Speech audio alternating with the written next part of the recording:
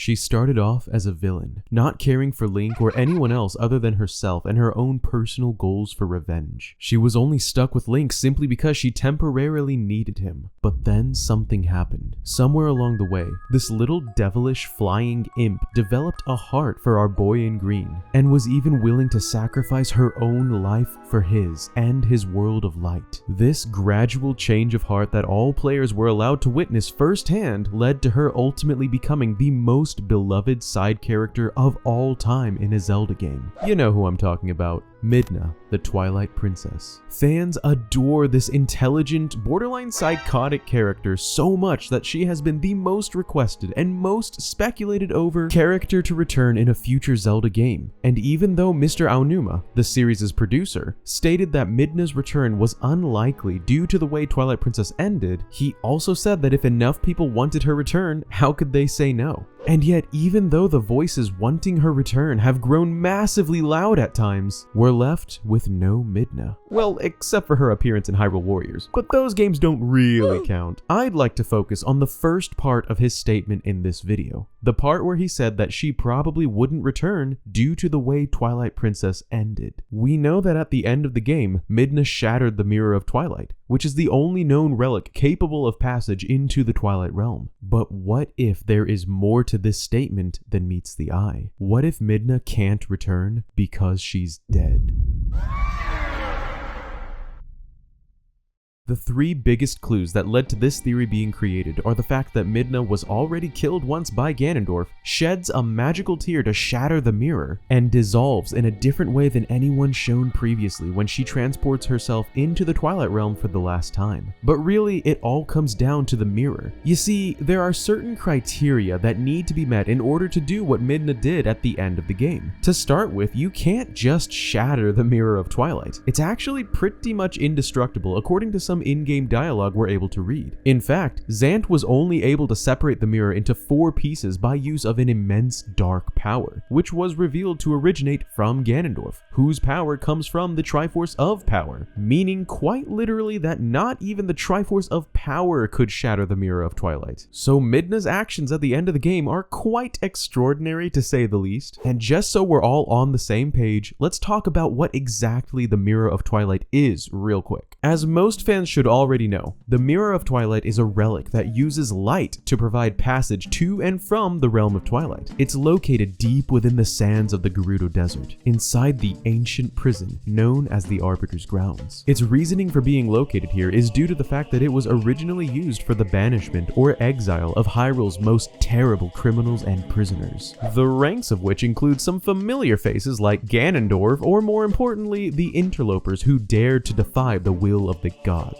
However, I don't believe it was the gods who made this mirror, since their other created relic, also known as the Triforce, which you may or may not have heard of once or twice, shares no resemblance in design or material to this strange mirror. I also don't believe that it was created by the interlopers, which is a theory that exists in some corners of the internet, as it wouldn't make much sense for the interlopers to create their own banishment relic and then be powerless to stop it. I believe it was instead the light spirits that the gods created with the express purpose of banishing the interlopers, who made the Mirror of Twilight in order to banish said interlopers, since that fits best with the original purpose of both parties, and the mirror operates on, well, light as a medium, but we'll get into that a bit later in the video. The strangest thing about the mirror is that it has a legend associated with it, which states that only the true ruler of the Twilight can destroy it. Now, this doesn't make that much sense given what I just talked about. I mean, why would a relic that was created by the light spirits in order to banish the interlopers to the Twilight Realm, who are the ancestors of the Twilight people, be able to be destroyed by the ruler of the Twilight? If the Twilight people, who are descendants of the interlopers and therefore got their dark magics from said interlopers, could have destroyed the mirror whenever they wanted, then why would they have ever been banished in the first place? The light spirits would have been like, ha, look what we made to banish you, and the interlopers would have just gone skadoosh and there'd be no more mirror. Something just doesn't add up here, unless unless you change the context of the mirror's legend about its destruction. What if it wasn't really a statement of power, but rather a prophecy? As in, what if they weren't so much saying, yeah, whoever sits on this throne rightfully can destroy the mirror, but were more saying, one day, the true ruler of the Twilight will destroy the mirror. Looking at this as a prophecy, it makes more sense as to why the Twilight weren't able to destroy the mirror before Midna, the true ruler of the Twilight. But while it serves to answer that question, it also creates another. Why then was Midna, a Twilight being, able to destroy the mirror? What is Midna? Now I'd like to focus on the first clue I touched on earlier, the fact that Midna was killed by Ganondorf. You see, at the end of the game, when Link and Midna team up to take on Ganondorf and defeat him both as his puppet Zelda form and as the Dark Beast Ganon, at this point, Zelda's essence, which had previously been infused into Midna, returns to Zelda, restoring her spirit to her body once again. After this happens, Ganondorf in the form of angry fire starts looking real threatening and Midna decides to take him on mano a mano. She warps Link and Zelda out into Hyrule Field before they can intervene and engages in combat against Ganondorf. The confused and concerned duo looks around for a bit out there in the field before finally seeing Ganondorf appear on horseback, holding a piece of Midna's fused shadow that she was wearing in his hand and crushing it effortlessly. This is heavily implied to be the first death of Midna, as Ganondorf would have had to defeat her to remove this fused shadow piece from her, and for some reason I highly doubt he was willing to let her off with a warning after their fight. But yet, after Link defeats Ganondorf once and for all and drives the Master Sword through his chest, we get to see Midna's revival. But something about this also seemed off in a way, as not only was she revived and restored to her original form as Ganondorf's curse was lifted, the light spirits were present all around her for some reason. Odd, since she really doesn't have anything in common with them, and the last time she was around a light spirit as a being of Twilight, it almost killed her. Fast forward to her departure from the world of light. Not only is she now walking around freely without any harm from the light, but she uses a tear to destroy the mirror, which seems to me like a very particular detail that we should definitely read way too much into. You see, we've seen tears like this one before, in this very game actually. The tear that Midna sheds is made of light, and looks very similar to a tear of light shed by the light spirits. Earlier in the game, Link has to collect these tears to restore the light spirits and dispel Twilight from their land.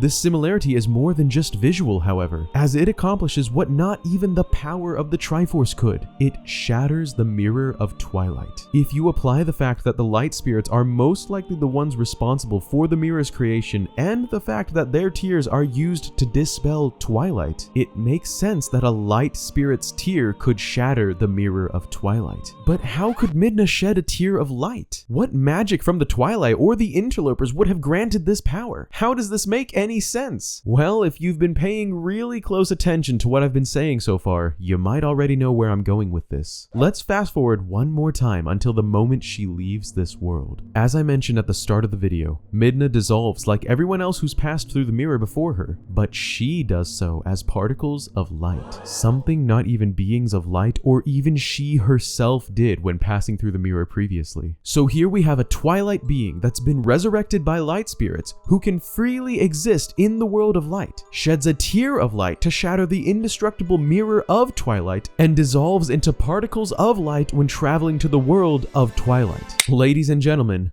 I present to you Midna, the light spirit. I believe that given the proof we just talked about, the light spirits must have infused her with the power of light, as they did once before, but this time to resurrect her at the end of the fight against Ganondorf, turning her not only into a being of light, but into a light spirit like themselves. Now, as cool as that sounds, it's about time I covered the real point of this video, the actual death of Midna. You see, just like a being of Twilight cannot exist in the light, the same must be true for a being of light to exist in the Twilight. When Midna transported herself into the realm of Twilight for the last time at the end of Twilight Princess, I believe she knew that she wouldn't be able to exist on the other side. Think about it. Didn't she seem strangely distracted, trying to mask an almost eerie undertone of sadness the whole time she was giving her goodbyes to Link and Zelda? It would seem that something deeply depressing was on her mind, as she was very dismissive of Zelda's comments on how they were meant to coexist, knowing that she was about to make sure they would never coexist again. But why would Midna do something as dark as this? Well, I think this requires a little bit of a delve into her character to answer. You see, even though Midna Midna turned a new leaf in the events of the game and learned to care for others instead of just herself,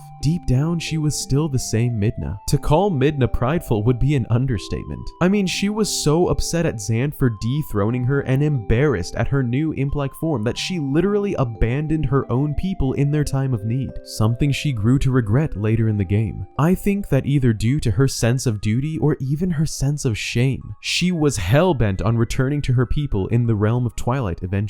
But her acts of heroism in the world of light led to her needing to be resurrected, and when she was resurrected as a light spirit, she then realized she would never be able to exist in her world again. And all of a sudden, the Twilight Princess was a wanderer, not belonging in the world of light or the world of Twilight. But as stubborn as she was, nothing could stop her from returning to the Twilight, and she couldn't risk having Link or Zelda use the mirror to eventually enter the world of Twilight, only to not be able to find Midna, because she would no longer exist. So, in her final moment, knowing it was her time to depart from her beloved friends, she shed a tear of light and used it to make sure her friends would always remember her as she was. And that is my theory on the life, resurrection, and death of the Twilight Princess. And I know this was a heavier one, but what did you guys think? Did Midna die at the end of Twilight Princess, giving credit to what Aonuma said? Or maybe she's still alive over there, but exists as a spirit like the other beings of light, or something else entirely? Let me know in the comments below. Hey guys, thank you so much for watching. This one, as sad as it was still a very interesting topic that I really enjoyed delving into. Please be sure to leave a like below to get this video spread around as far as it can go on YouTube space. And be sure to subscribe to the channel to stick around for more Nintendo related theories and content. As always, huge thanks to my amazing supporters, of which I have some new names to introduce. Say hello to Desiree S, Alex J, and Fishbowl505, who have all joined the ranks of my elite Bandit crew. Thank you guys so much, and if you watching are interested in helping the next video come to life, feel free to check out that blue join button located below, or follow the links to my Patreon in the description. Also down there are the links to my social media pages, which you should absolutely check out to follow me over on Instagram. That's all I've got for this one, so as always, I hope you have a wonderful rest of your day. This is maskednintendobandit signing out. Peace!